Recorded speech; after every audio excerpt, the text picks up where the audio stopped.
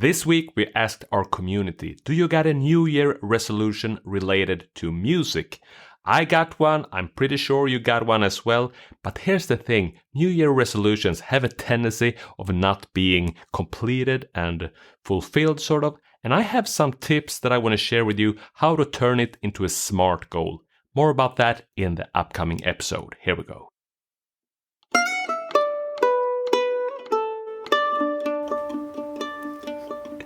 Hey there, music makers. I'm Hayes Griffin. I'm Magnus and Hayes. Happy New Year and welcome to Mandolin Secrets Live, a show where we take a deeper look at what's happening in the world of mandolin secrets. Each episode will tackle our questions of the week, unpack the latest mandolin secrets lessons, and answer your questions about mandolin, guitar, and all things music. In this week's episode, we'll be discussing our previous questions of the week. Do you have any tips for fingerboard mapping? And do you have any New Year's resolutions related to music? We're also going to take a look at Magnus's new lesson on Auld Lang Syne, and maybe talk about some of the other lessons we've got going on in Mandolin Secrets Academy and the Guitar Club. But before we dive into this week's discussion, be sure to head to mandolinsecrets.com/live to sign up for reminders about our upcoming streams. And if you can't tune in live, never fear. Just search Mandolin Secrets Live on your favorite podcast platform and subscribe to get updates when we release a new episode. Sounds good. And I was thinking about this New Year resolution thing. We asked the community and we got a lot of interesting answers there. But I also read at some place that about 90% of all New Year's resolution is never completed or fulfilled, or how to say it. What are your thoughts about that, Hayes? Well, I'll say as long as I've been doing New Year's resolutions myself, I'm probably solidly with the statistic on that one. Yeah. Yeah, it's hard to keep these things going, right? Like if you don't have a plan or something to keep you on track, then it can be real easy to fall off of that, I think. Yeah, exactly. And I'm a very big believer in the turn of the new year. It's like a turning to a fresh page. It's a good place to kind of what is this word? But reflect on the year that has passed, but also looking for the year to come, filled with opportunities and things. So it's a really good thing to actually make a little vision, or what to call it, and go into this resolution. And I actually have a little method of how to actually turn those resolutions into a more goal that it's higher with a much more higher possibility to actually reach it. That's great. So, I'm excited to hear this then. Yeah. And maybe we can start in this and hearing what did some of the community members say about the New Year's resolution? What do they have? Yeah, plenty of cool stuff and lots of varied answers, just kind of looking down through the responses here. One of them was trying to learn double stops on my mandolin, record myself more. I like that one because that kind of fits in with that whole reflection thing you were talking about. Yeah. Let's see, improvisation, learn at least one new tune per week. Karen says her goal is to play every day. Yeah. All that kind of stuff. That's all good things here. And I'm writing here as well, trying to learn, what's the first one? More double stops it was. Yeah, trying to learn more double stops. Yeah. And I love that. Here's my New Year resolution for this year. I'm going to do a body scan with my instrument once more. I'm going to do a body scan with my instrument at hand at least once a day during the entire year of 2022. That's awesome. Yeah, and if you're not aware of what a body scan is, it's like a mindfulness practice that we actually covered in one of the previous podcast episodes. We're going to put a link here so you can hear when Hayes especially is talk about posture and how to do a body scan. Yeah. And this is the thing that I want to focus on, because I want to like release tension out of my body when playing and get a little more, raise the focus a little bit. So I think doing a body scan every single day for this year is gonna really, it feels really exciting actually to think about it. That's great, man. Yeah, I'm excited for that for you too. I'm interested to hear your progress, because that's something that I would say about 2 years ago I started to incorporate into my like daily practice routine, and I've seen a lot of benefits from it. You can see if you're watching the live stream now, my shoulders look relatively even. You know what I mean? They're like balanced. But about 2 years ago, they looked like this. All the time, you know what I mean? So that body scan really helped. So with that said, you also doing it, it's made you conscious when you're not having the instrument at hand as well? I think so, yeah, because it's like, right, it's almost like not a musical practice, right? It's just kind of more of like a body awareness thing that we do while we're playing music, right? But I think it can have benefits outside of the practice of music, which is probably a really good thing, right? Of course, it is a very good thing. And I want to like hearing some of the goals you were talking about there is like trying to learn more double stops, play the mandolin every day, be a better improviser. It was something like that. Yeah, exactly. Yeah. And one thing that I just want to reflect on when setting goals, I actually have studied the art of goal setting a bit. And first, what I'm hearing here is the difference between a habit goal and an achievement goal. Yes.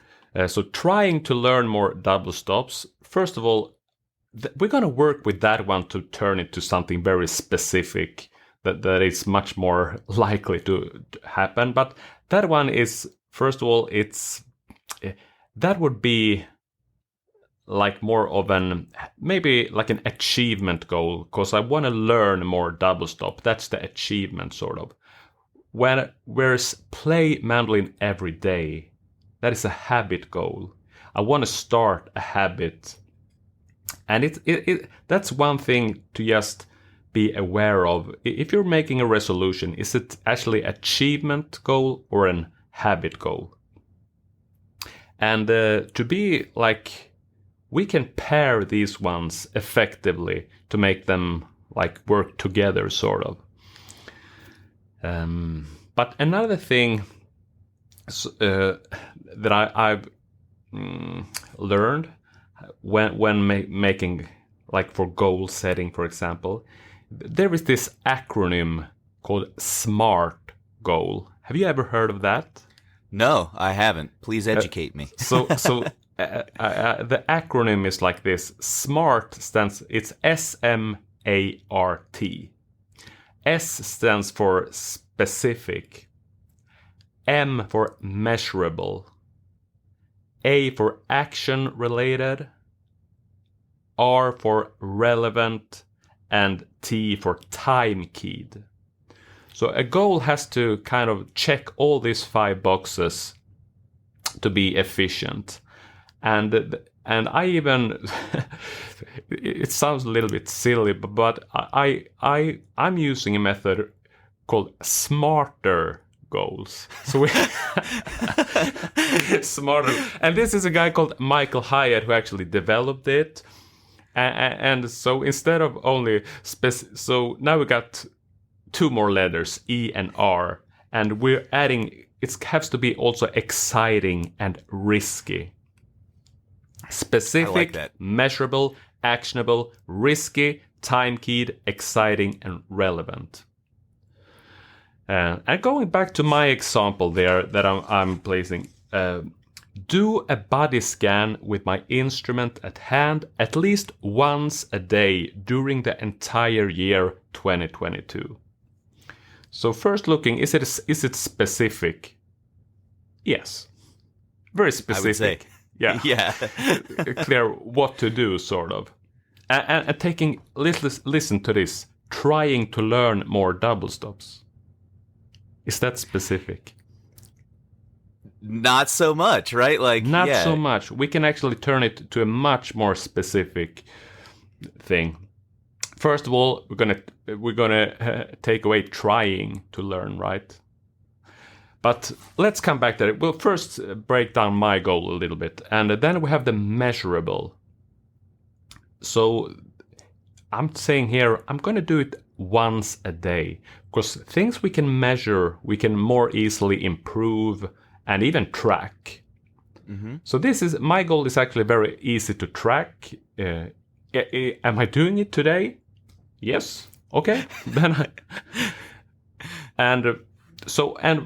also what I said earlier, this is a habit goal that I'm trying to establish here. Trying to get a new habit into my... Talking about that, I also heard that it's to create a new habit, there's some research showing that it has to pass, I think it's 67 days. If you want to get into a daily habit, it takes over 3 months to get into it. Or how many months? 2.5 months. Yeah. Wow. Yeah, that's a long... I mean... Yeah. If I think about all the goals that I've failed to achieve, like with New Year's resolutions, they never made it past 30. You know what I mean? So that's cool. And not even if you continue through January, it's not even a habit yet. And of course, this might differ from different people. It's a bit general here, but it's actually research-based, those things that I'm trying to share here. Yeah. I'm continuing. We got S, M, and then we got A for actionable. It has to be action related. And so I'm gonna do a body scan. It's something that I'm doing. If we're going back again, trying to learn more double stops. We don't got the action there. What am I gonna do to learn more double stops? We got to put that into the goal and the New Year resolution, sort of. Next thing is this relevant thing. Is this relevant for me? And talking about relevancy, for me, it wouldn't be relevant if I said, I'm gonna play through all major and minor scales in all positions every day during it. Because here's the thing, you also know my situation, I have a very limited practice time. To go for a goal like that would be to set up for failure. Because it's not possible for me to dedicate a daily routine of practice that takes 20 or 30 minutes. Because that might be my whole practice time in a day. Yeah. But for me, now it's very relevant to get this thing that's... Because I have the feeling that doing the body scan, it will almost improve, and that all the music that I've basically is carrying around is going to better be presented to the world, sort of. So... For me, that it's not like filling up the cup. It's more making it, how can I bring this out more efficiently, sort of. Yeah, it's like the goal that you're setting is going to help you channel all of the other musical energy that you have better. I love that, Exactly. It's like a holistic kind of goal there. I like that. Yeah. And to be honest, I have, let me see, 1, 2, 3, 4, 5, 6. I have 7 of these annual goals for my coming year. And I only got this one related to music, actually. Where I am right now, I have a lot of plans for the Mandolin Secrets, but it will help me to, if I can complete this goal, I'm gonna be really excited, because that's the thing that's also got to be in this. It's got to be something that feels like, if I can do this, it will take me to a new place, sort of. because setting goals, it's not also what we accomplish, it's who we become if we're going for it. So yeah, exciting is also check this for this one. And SMAR, the T stands for time keyed. And for my goal, I'm going to do this once a day for the entire year of 2022. So it's basically 365 days here that I'm aiming for. Yeah. And then the last R is also for risky. I'm not sure if my goal is, and that is a way we get to put some risk in there, is to, if I put it like, we gotta challenge ourselves a little bit with our goals. Otherwise, it's no point, you know. Yeah. No risk, no reward. Have you heard that before? No, I think so. No risk, no reward.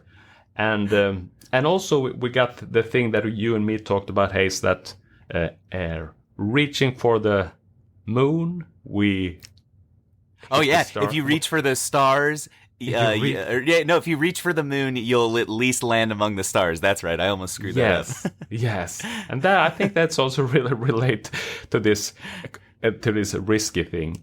One little comment: we actually say it differently in Swedish. There we say, if you end up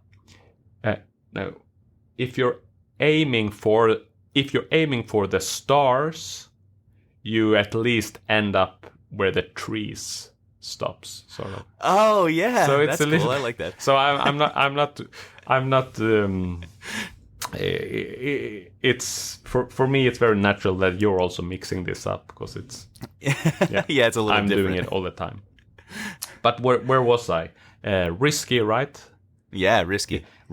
Yeah. So if I would say pick up my mandolin and play it every day during the entire year, that wouldn't push me at all. Yeah. Because that's something that I'm naturally doing. I already have that habit.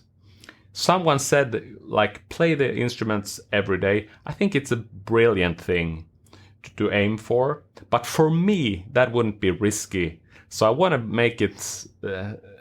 I want to put something that actually puts me to the next level, sort of. Mm-hmm. That's where the risky part come in. So we got all actually 7 check boxes done for my little goal there. I'm reading it once more. Do a body scan with my instrument at hand at least once a day during the entire year 2022. And to be honest, where are we now? January 12th. So far, so good. I'm feeling the benefits of it.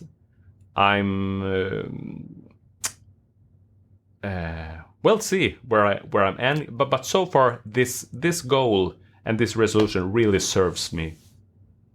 Yeah, that's really cool, man. I love that process, and I think that's. Once again, if I reflect on some of the kind of failed New Year's resolutions that I've had in the past, they only checked maybe like half of those boxes that you were talking about there, like the smarter kind of goals. Yeah. And I really like that you added exciting to it, because I think that's one thing too that's going to keep people listening to this invested in their goal. Like if it's not something that you're excited about, then it's going to feel like work. It's going to feel like a drag to accomplish the goal, right? So that's really cool, man. I think that's some really good advice. Yeah, and I think that is also one way to feel excitement of the, because we can't only be like intellectually involved into it. We got to put some emotional touch to it and spiritual sort of. And going back to, I mean, that play the mandolin, we had that example of play the mandolin every day. That could actually go straight into it and to my framework, sort of. Play the mandolin at least once a day during the entire year 2022.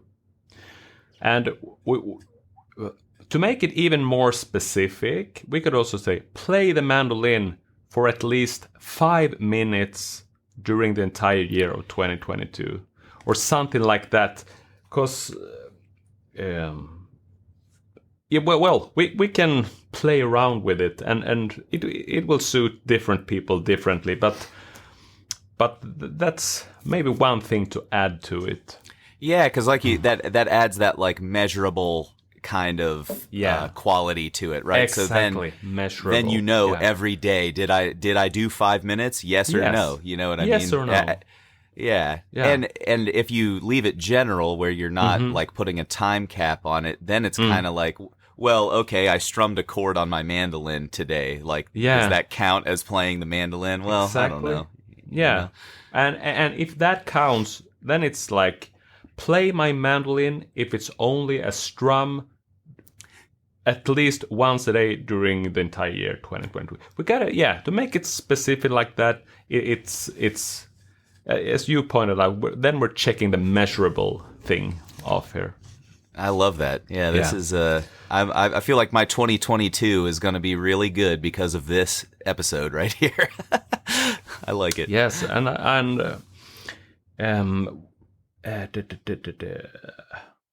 so going back to this one, trying to learn more double stops. If I would about to develop, if I want to, it's obvious the person who wrote it wants to get double stops into their mandolin playing.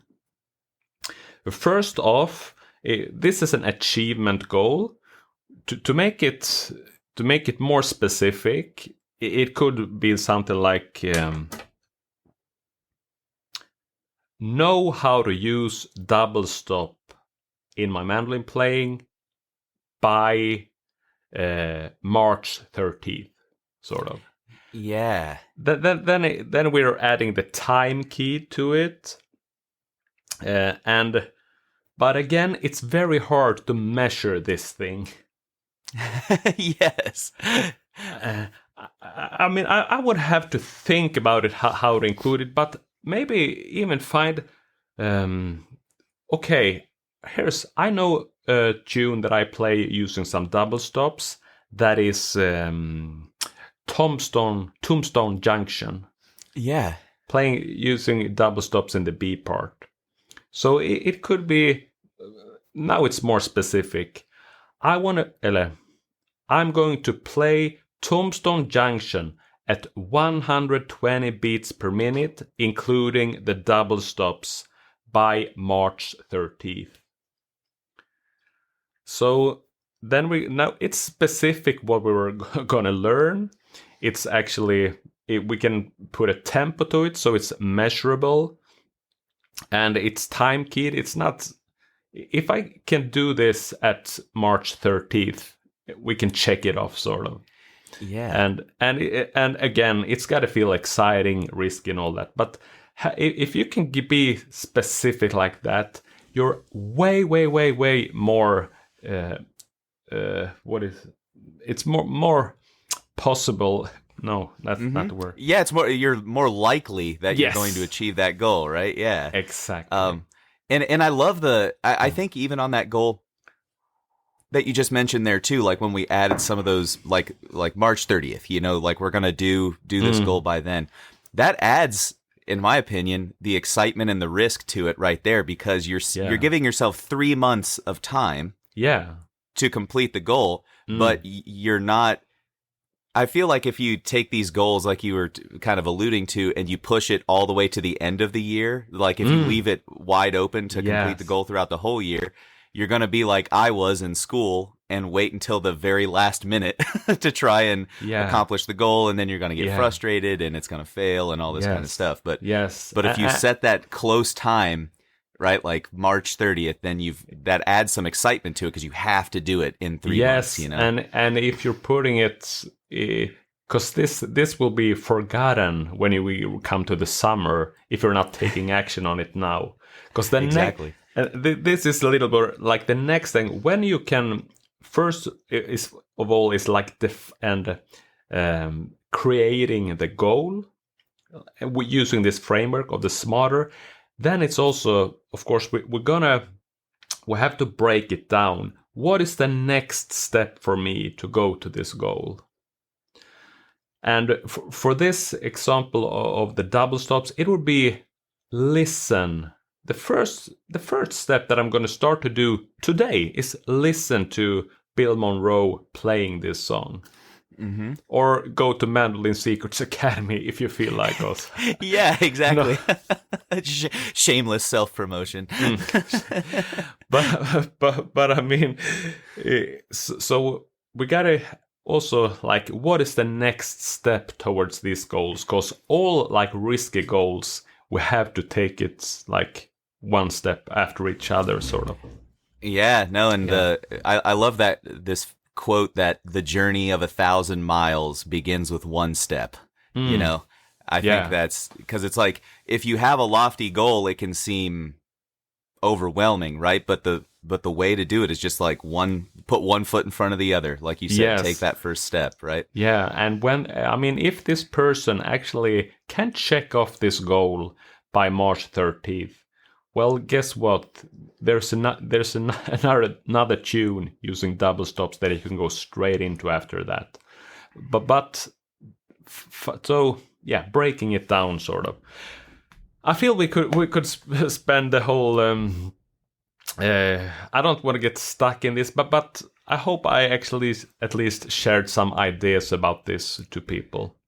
Yeah, I think that anyone listening to this is going to have, because you laid out the whole system. Seriously, if you write that acronym down on paper and apply that to kind of any goal that you have this year, I'm convinced you've convinced me that you can achieve your goals that way. I'm really excited about that. Yes, and if someone is interested to learn more about it, I'm talking about the author and coach called Michael Hyatt. And he made a book called Your Best Year Ever. And in that book, he also describes this 5-step plan for achieving your most important goals. So check that out, because it's really, really good one.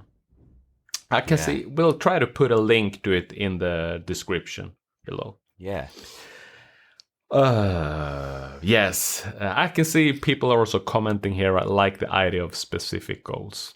I would actually...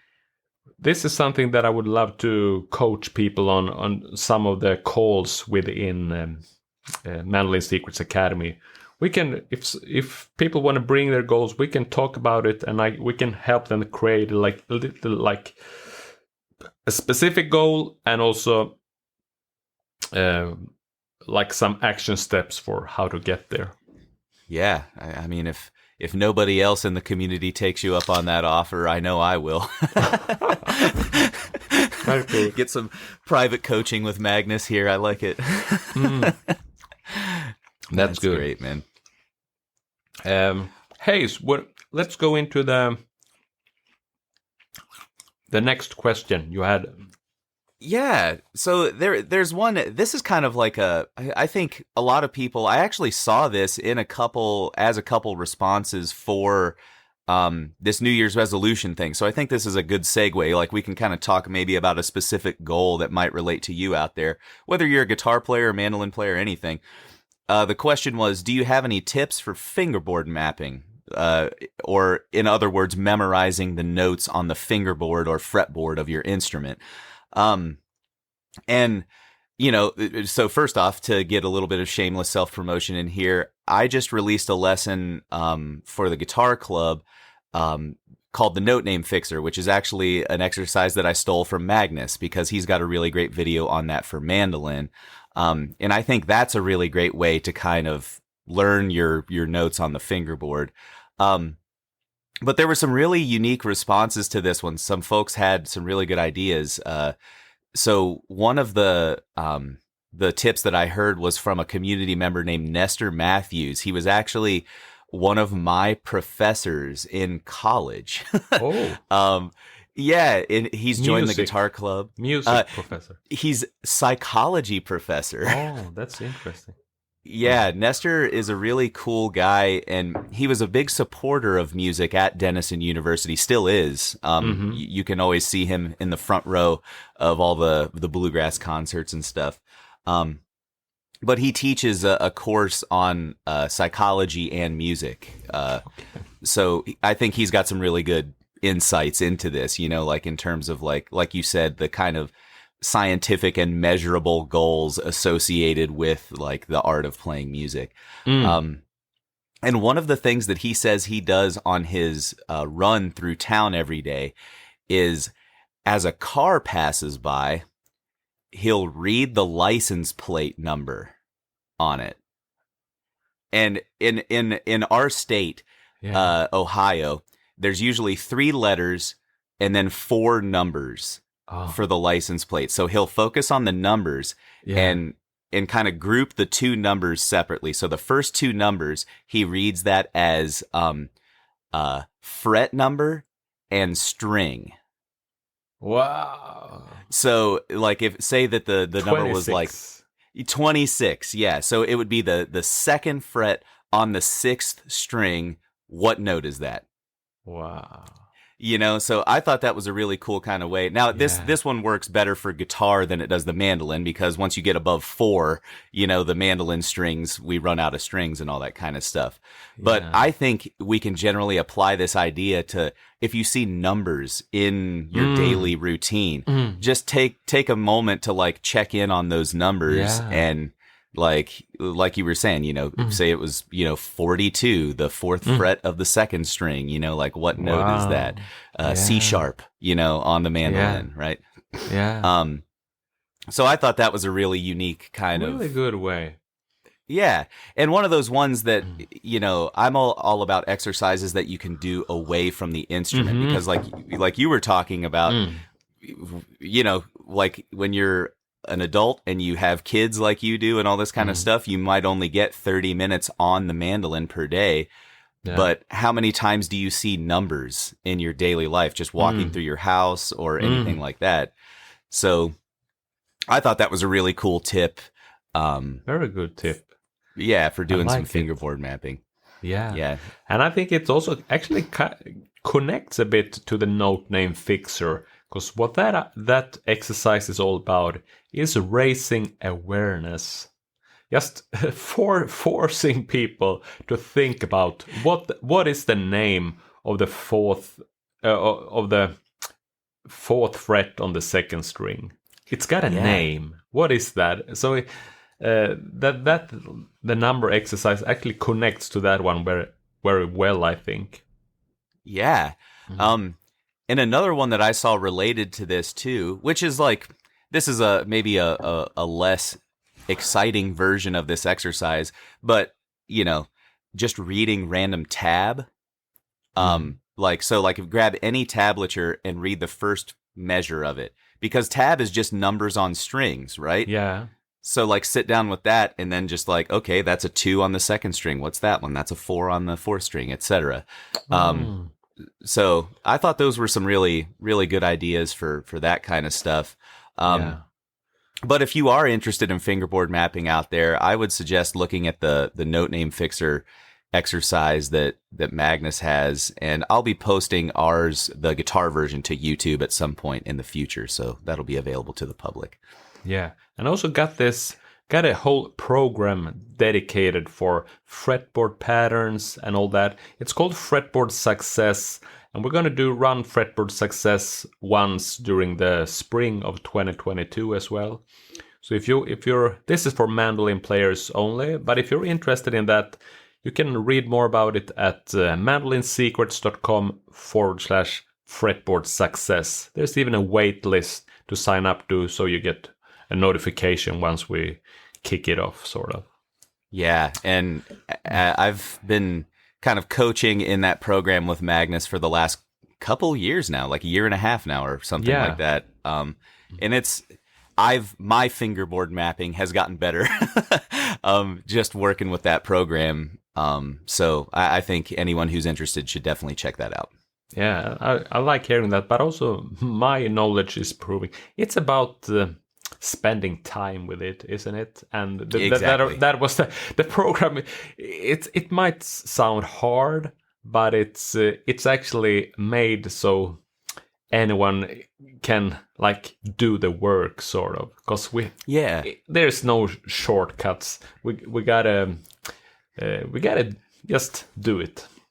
Yeah, we're were like guides leading you up the mountain. You know what I mean? You could definitely climb the mountain yourself if you wanted to, but it might be a little easier with some experienced guides going up the path, right?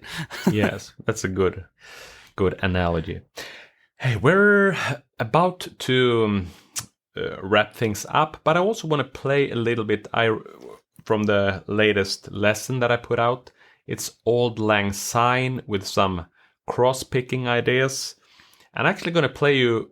I'm going to play you as long as 2 minutes of music because I want you to have a listen to.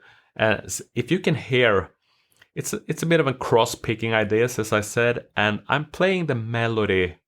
We all know this melody, right? How it sounds, and I'm playing the melody in the bass line and in the top line. Maybe you can hear difference when I'm doing it here. It's also a little bit of an introduction to it, but here it comes, Auld Lang Syne.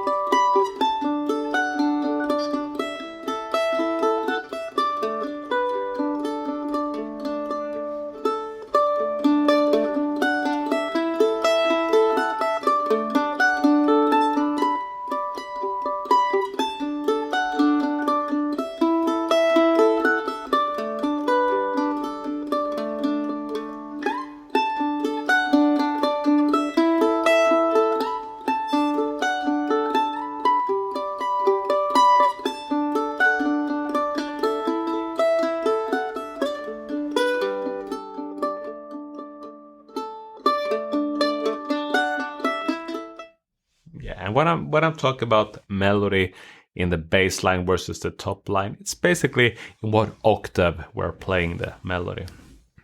Yeah. Beautiful arrangement, man. I love listening to that. Yeah, I think it's good to know some of these holiday related tunes, because it's very easy music for people to connect to. I mean, when we're in this time of the year, it feels somehow natural to play a piece like this, and definitely. So I think it's a good point to knowing some Christmas music and a tune like this, and for our midsummer celebration, we have music connected to that one as well. So I'd be interested to hear some of that specific kind of music. I know you played like a midsummer party this past year. Yeah. So I would imagine some of those tunes came out there, huh? Yes, they come out there, and funny thing is, some of these dance tunes is also like we play around with them at Christmas time as well. So it's more like cool holiday songs. Yeah, just like holidays in general, right? Yeah, holidays in general. I like that though, man. I gotta say, I need to take a look at that Auld Lang Syne version because my top line playing, I'd never really realized it until you and I started working together. But most of the time when I'm cross picking, I'll do a melody in the bass, not the top. So I need to put some work into the top line there. Yeah, but I think it's a nice way to put together an arrangement too. It's not all tunes that both ways works, but if it works, it's simple trick to use. Yeah. Okay, I think that's it for today. It's been a great time. We are kicking off the 2022 in a good way. We got plenty of more podcast and live stream episodes to come up. Definitely, yeah, and it might be a few weeks before we're back here. The show's kind of moved to an at-will kind of format here, but that's cool. But if you want to stay up with all the latest episodes and things like that, be sure to head to mandolinsecrets.com/live for more information, and there you can sign up to receive reminders for whenever we do go live in the Facebook group. So as since our schedule's a little random at this point, you can definitely stay up to date with us. Yes. And thanks everyone for listening. And until next time, I want to remind you, be a music maker.